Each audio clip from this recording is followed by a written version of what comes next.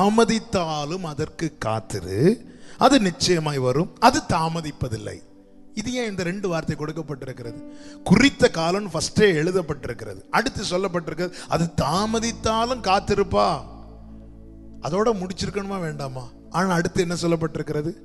அது நிச்சயமாய் வரும், அது தாமதிப்பது இல்லை. இங்கே நான் புரியும்படி இந்த காரியத்தை சொல்றேன். நம்ம தாமதம் ஏன் சொல்றோம் தெரியுமா? எதை நினைக்கிறோம் தெரியுமா? நாம ஒரு நாளை குறித்து அதுக்குள்ள நடக்கணும்னு நம்ம நிறைய காரியத்தை நினைக்கிறோம்.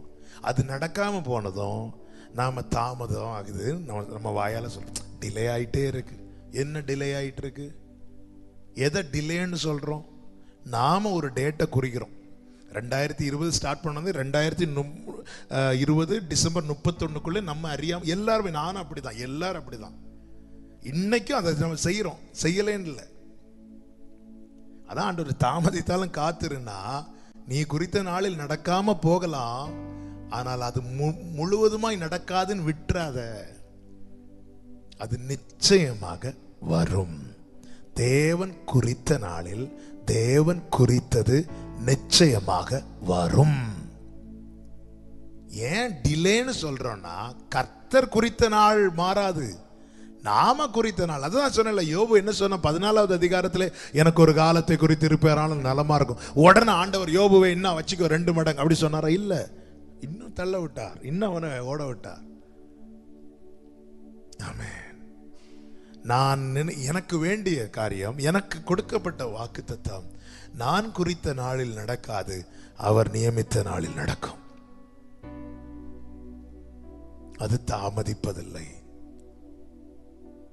நீ ஒரு நாளை நியமிச்சு இவ்வளவு நாளுக்குள்ள, 10 நாளுக்குள்ள, 20 நாளுக்குள்ள, 50 நாளுக்குள்ள, 100 நாளுக்குள்ள, இப்படி ஒவ்வொரு நாளா போட்டு போட்டு தாமதம் ஆனதும் நீ இது நடக்கவே நடக்காதுன்னு சொல்லிட்டு எத்தனை ஃபைலை க்ளோஸ் பண்ணியிருப்ப, எத்தனை வசனத்தை சொல்றத கூட விட்ட.